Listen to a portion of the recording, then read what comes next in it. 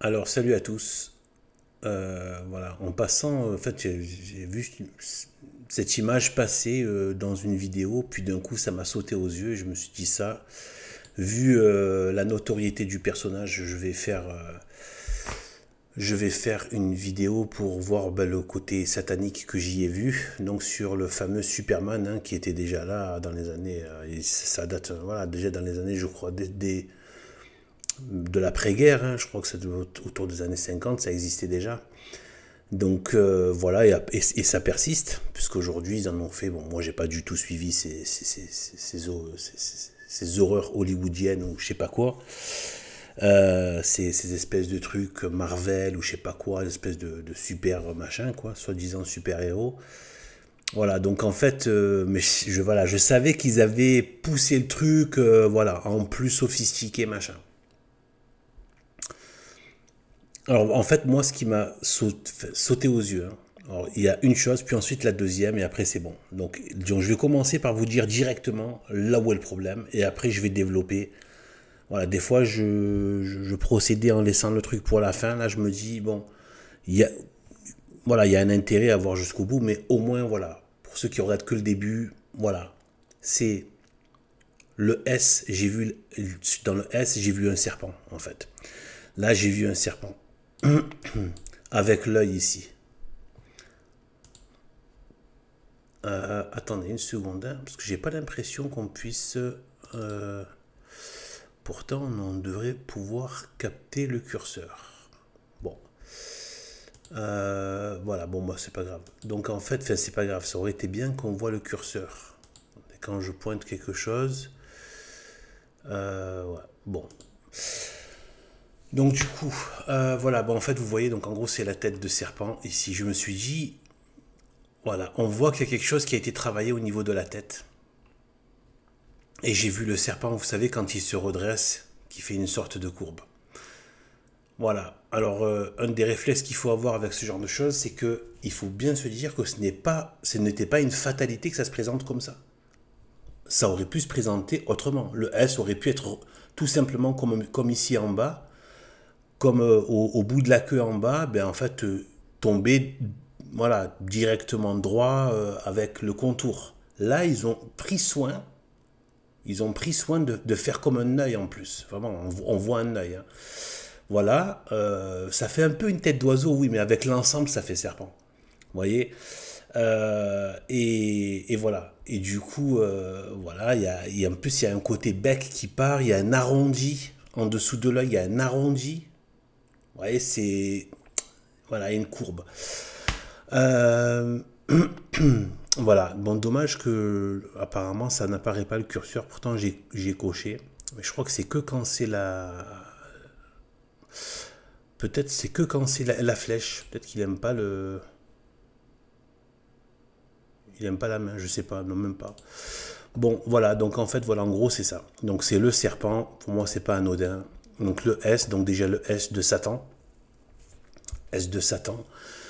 Euh, et aussi, donc, voilà, et puis ils l'ont mis d'ailleurs aussi dans le symbole, le logo de la NASA aussi, pareil.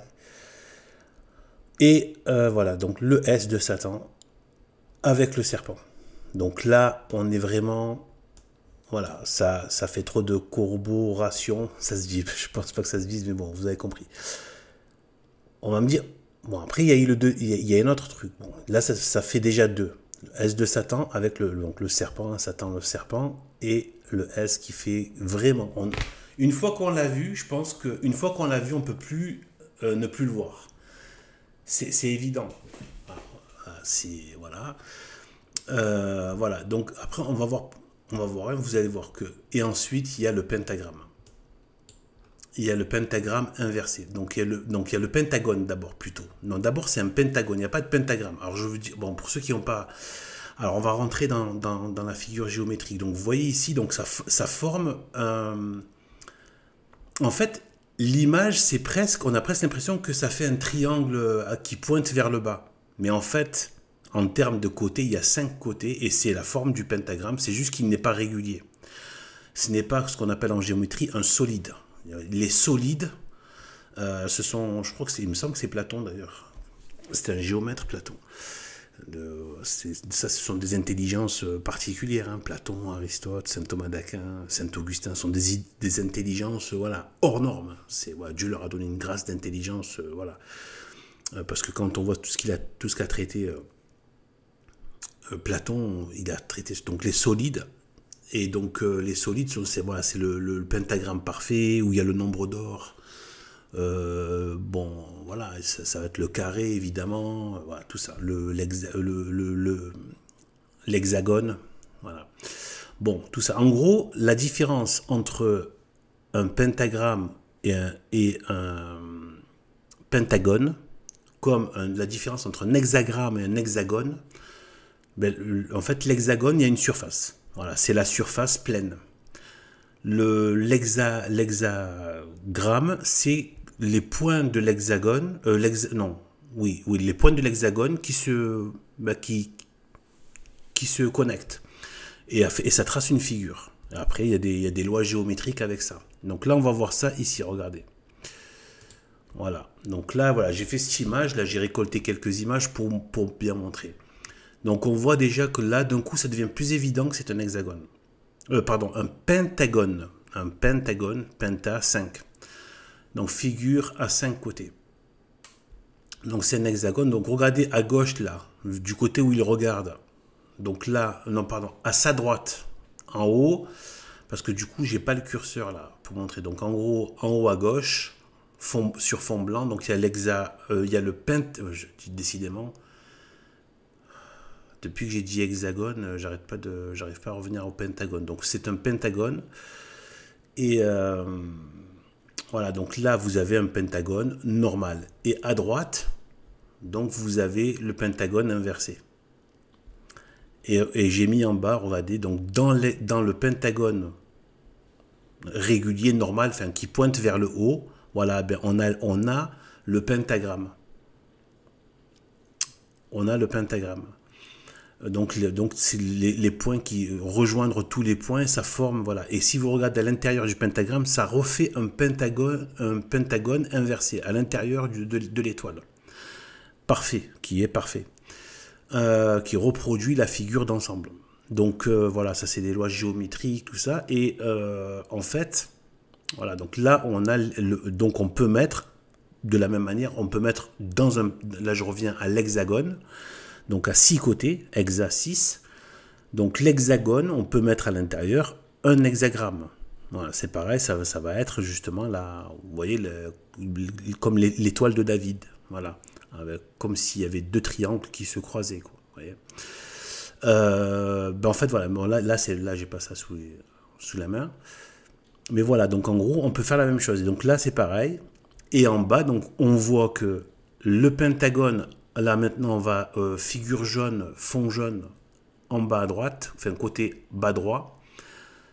Donc là, on a le pentagone comme celui de Superman, avec les mêmes nombres de côtés. C'est juste qu'ils ont rétréci les deux côtés du haut. Voilà, les deux côtés gauche-droite du haut, ils les ont rétrécis. Ce qui fait que ça donne presque l'impression soit que c'est une sorte de pierre précieuse ou de triangle qui pointe vers le bas.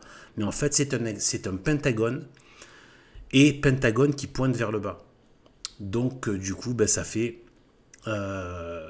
donc le pentagramme inversé qui pointe vers le bas. Et donc là, c'est le signe du bouc et du satanique.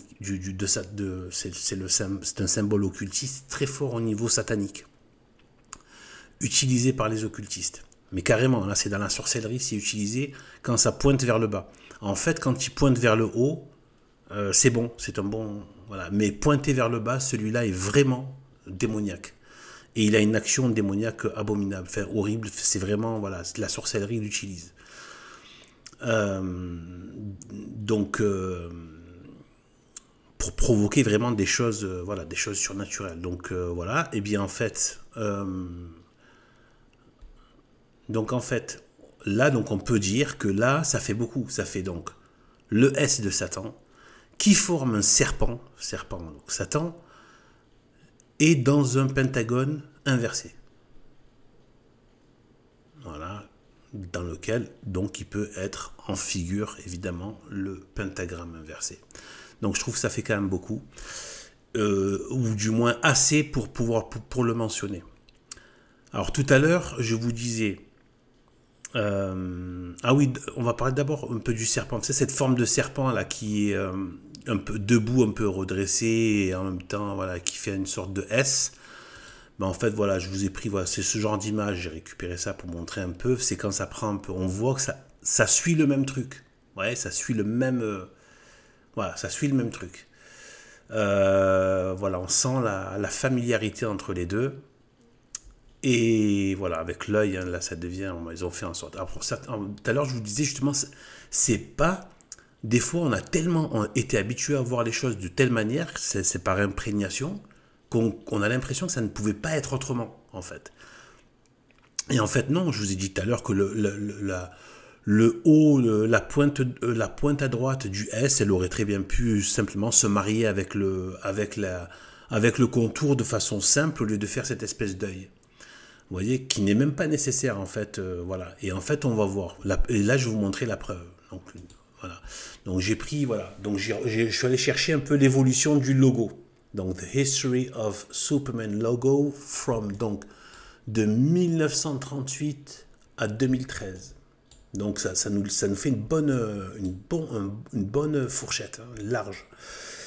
Eh bien, voilà. Donc vous voyez déjà au début, il n'y avait pas de pentagone.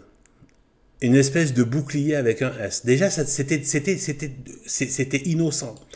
Et ça commence à se sataniser au fil du temps. Plus ça se popularise et plus ça se satanise, en fait. Voilà. Et donc là, déjà, ça commence. Ici, en 1941, il y a un truc bizarre. Et là où, où vous voyez que c'est pas obligé, c'était pas une fatalité que ça ressemble à ça. Vous voyez, avec cet œil. Et là, voilà, on a l'œil, il commence à apparaître. On peut voir ici, il apparaît ici, on va dire, en 1948. Après, ça se précise plus, voilà. Voilà. Là, on commence à avoir une sorte de tête en haut. Et après, petit à petit, donc, on voit, ça forme petit à petit un S. Voilà. Et après, on arrive à une forme beaucoup, voilà, celle de présent qui ressemble, voilà, de plus en plus. Voilà, ici. Voilà, 2011, 2013, là, ça ressemble plus à ce qui se fait, voilà, ce qui se fait récemment, quoi. Ce qui s'est fait récemment. Donc ensuite, il y a un truc important aussi. Donc vous voyez, ça aurait pu être complètement autre chose, hein. Donc faut pas se dire, voilà, c'est pas anodin, c'est ça que je veux dire, c'est pas anodin. Si on en arrive à ça, voilà, et on voit la maturation. Une autre maturation, c'est qu'il y a la forte présence du rouge et du noir. Ici, au début, le premier, c'était un contour. On peut imaginer que c'était un contour qui mettait un peu en valeur. Voilà. Même le S, il a un contour noir. Mais après, ça devient fort. Alors, dès 1940, bon, voilà. Après, bon, voilà. Donc, il y a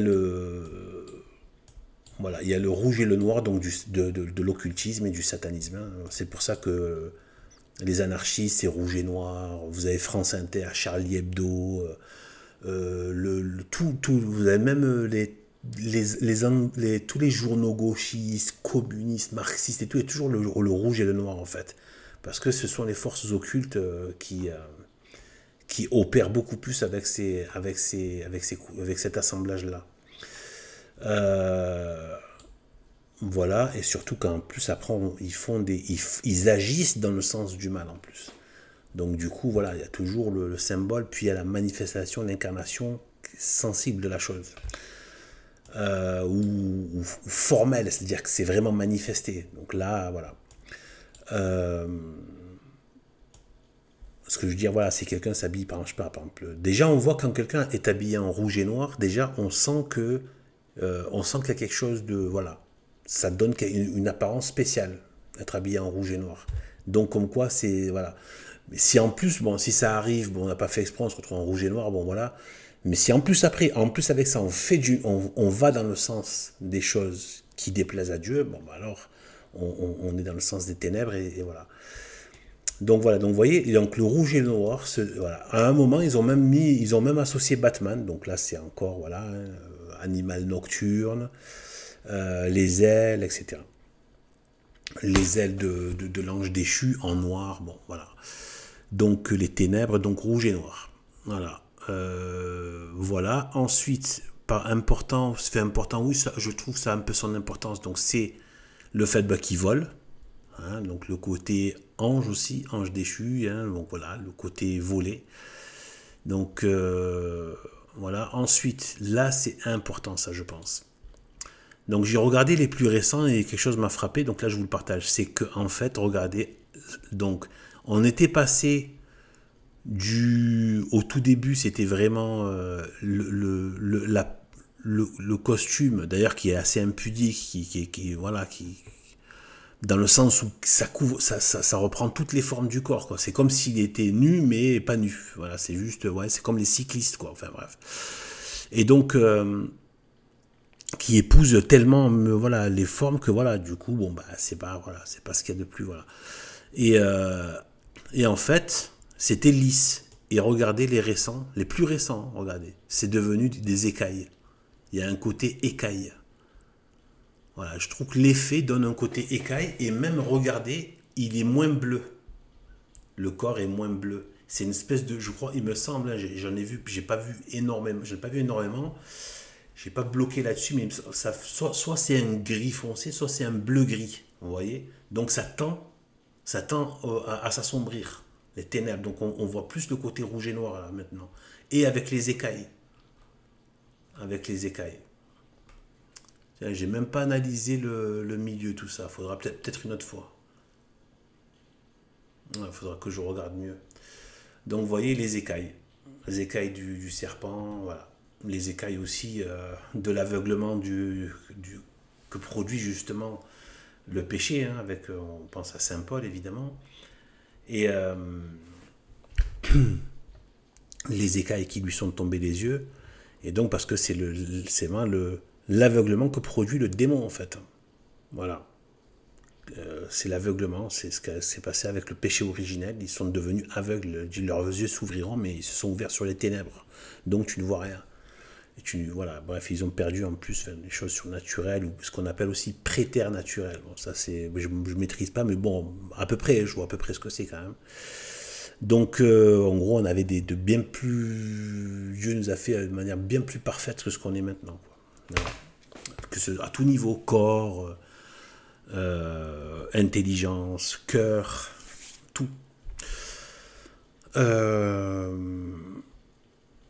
Donc, voilà. Qu'est-ce que je pouvais dire d'autre? Qu'est-ce qu'on a vu? Je crois qu'on a tout vu. Il reste juste un point que je pense n'est pas anodin. C'est qu'en fait, déjà, Superman. Alors, peut-être que ça, je suis pas sûr, mais je trouve que ça rajoute au truc. Après, je suis vraiment pas sûr que ça ait joué. Mais en fait, c'est juste que... Ah, mais non, c'est pas fini en fait. Il y a un autre gros morceau que j'ai oublié. Non, on va passer sur Internet. En fait, là, ceux qui veulent aller voir ça, j'ai pas encore fait la deuxième partie, si Dieu me prête vie, si je peux, voilà, parce que c'est chaud au niveau de la cérémonie satanique des jeux sataniques 2024 à Paris, donc le blasphème à échelle universelle, présenté à universellement, c'est un truc de dingue. Donc la crasse de la République, qui n'est pas française, hein, qui est républicaine. Donc la crasse de la République, avant ça restait dans le laboratoire fétide de Charlie Hebdo et de certains des gauchistes dégénérés, etc. Et là, de plus en plus, ils étalent leur crasse immonde de blasphémateurs à l'échelle du monde. Ils ne sont pas les seuls, hein. Bon, il y en a d'autres, hein, voilà, d'autres. C'est pas que la France, mais voilà, la France. Enfin, la France.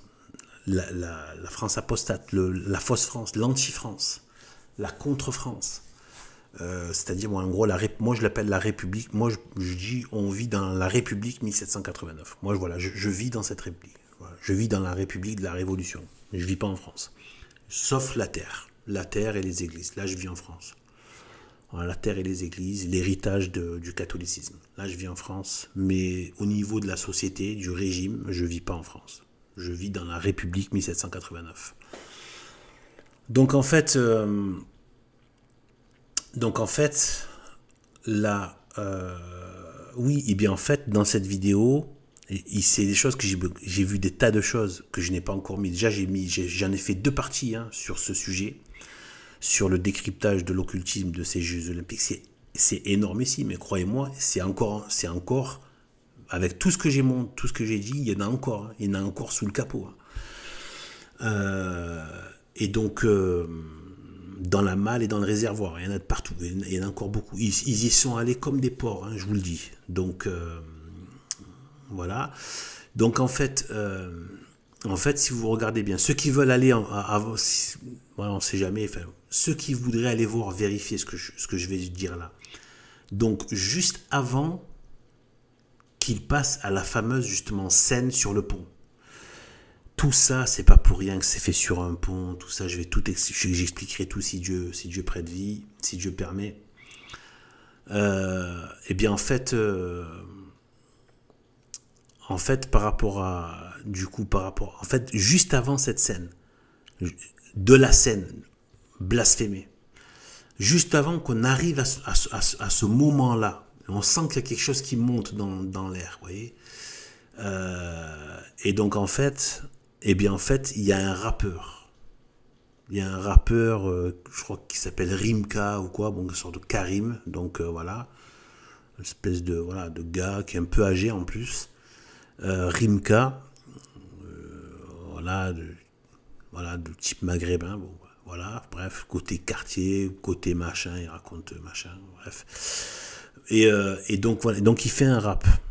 Je suis sûr que c'est pas lui qui a fait les paroles. Et en fait, donc dans son morceau, il n'arrête pas de dire super. Super.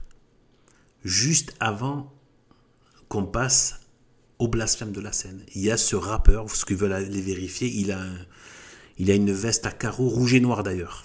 Il est habillé en rouge et noir, une veste à carreaux, il est tout habillé en rouge et noir. Donc déjà, ça annonce le truc.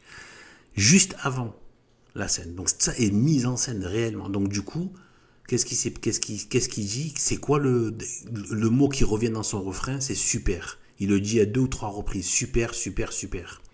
Super héros, Superman ou super humain ou un truc comme ça. Donc il y a le mot super qui revient.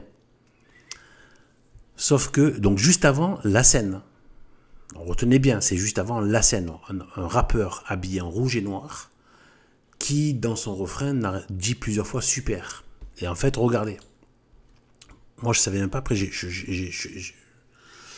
voilà, j'ai vu. Donc, voilà, en fait, nous, quand on dit donc la dernière scène, tout ça, ben, en fait, nous, on appelle ça plutôt la scène.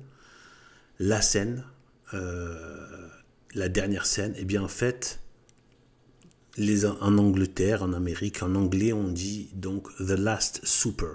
C'est le dernier souper. Et voilà, donc en fait, eux, ils l'appellent super, donc super. Et du coup, je me suis dit, tiens, le rap juste avant, habillé en rouge et noir, et ça n'arrête pas de dire super, super, juste avant la scène du last super. Vous voyez ce que je veux dire?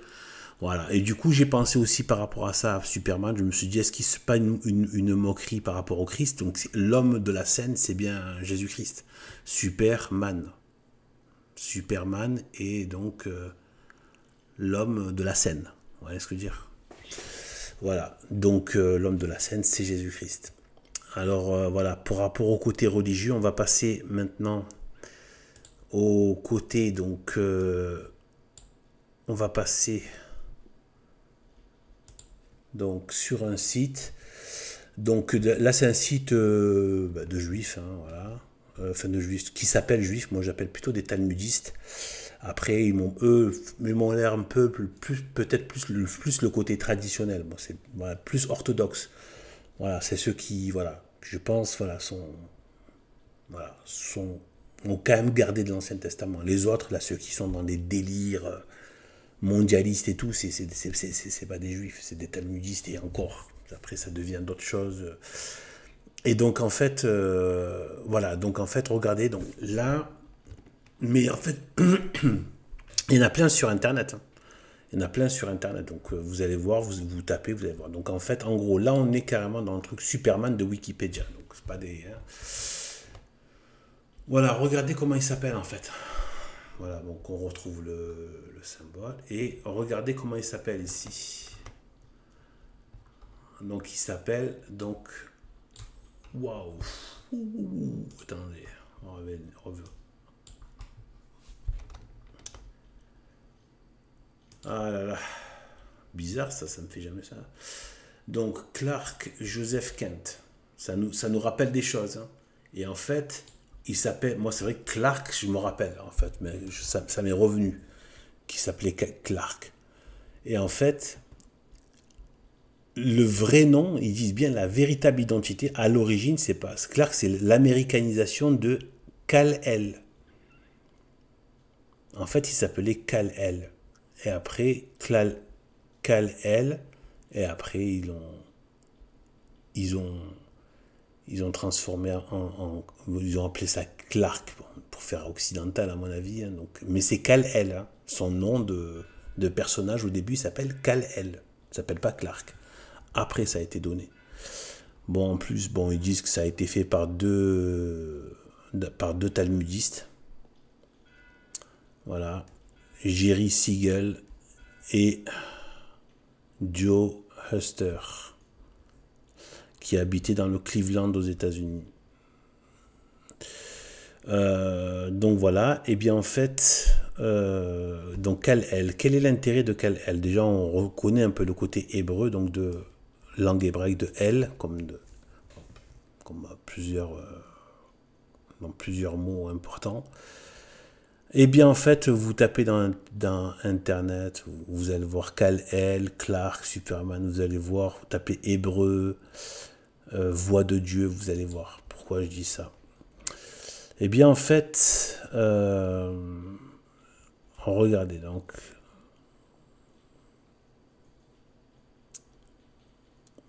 Attendez. Donc regardez, on va lire un peu ensemble ça. Parce que vraiment, tout est dit, au moins c'est clair. Donc, attendez, je vérifie que c'est bien visible. Ouais, c'est bien visible. Donc en fait, on a quoi? Il est bien connu que les créateurs de Superman, deux garçons juifs de Cleveland, dont l'un originaire de ma ville natale, Toronto, s'est inspiré du quotidien local, le Toronto Star, pour dépeindre le Daily Planet, journal où travaille Superman dissimulé sous l'identité du journaliste Clark Kent. On allègrement puisé dans notre Torah, donc ces deux garçons juifs, comme elle les appelle, ont allègrement puisé dans notre Torah pour créer la légende du super-héros. Par exemple, l'enfance de Superman, bébé envoyé dans l'espace à l'aide d'une fusée depuis sa planète natale Krypton avant qu'elle ne soit détruite, ressemble étrangement à celle de Moïse, qui a été déposé sur le Nil dans un couffin pour sa propre protection, alors que son peuple croulait sous la torture de l'esclavage et sous le terrible décret de mise à mort des bébés juifs. En outre, donc c'est là que c'est intéressant, en outre, dans le nom de naissance de Superman, Kal-El, écoutez bien, hein, figure le nom hébraïque de Dieu. Il est même possible que ce nom évoque la voix de Dieu, puisque le mot hébreu pour la voix est Kol. K-O-L. Dans ce sillage, Kal-El signifierait voix de Dieu, ce qui résume parfaitement le rôle que Moïse a tenu en devenant le prophète de Dieu, son législateur et la voix de la justice, de la vérité et de la bonté pour l'humanité. Donc en fait, voilà, donc Kal-El. Ça se rapproche en hébreu, on sait que donc que eux-mêmes étaient versés là-dedans. Après, je sais pas si c'était des talmudistes, ou s'ils avaient gardé quelque chose d'orthodoxe, ça m'étonnerait, mais bon. N'empêche que, et bien en fait, quand on entend voix de Dieu, ça fait penser à quoi? C'est la parole. Donc le Verbe de Dieu, donc le Christ, et qui vient sur la terre, envoyé par Dieu, qui l'envoie sur la terre, tout ce que Superman personnifie, on continue un peu, tout ce que Superman personnifie résonne de façon familière aux oreilles d'une âme juive, parce que son message et sa mission s'apparentent étrangement à ceux du judaïsme.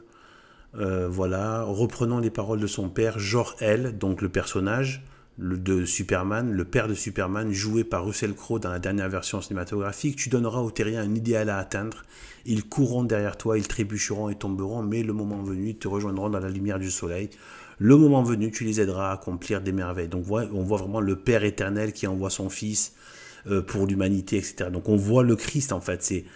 En fait, on voit vraiment le Christ et qui, en fait, finalement, ils reviendront avec lui. C'est la parousie, ils reviendront. Donc, tous ceux qui l'auront suivi, bien, en fait, voilà. Et donc, voilà.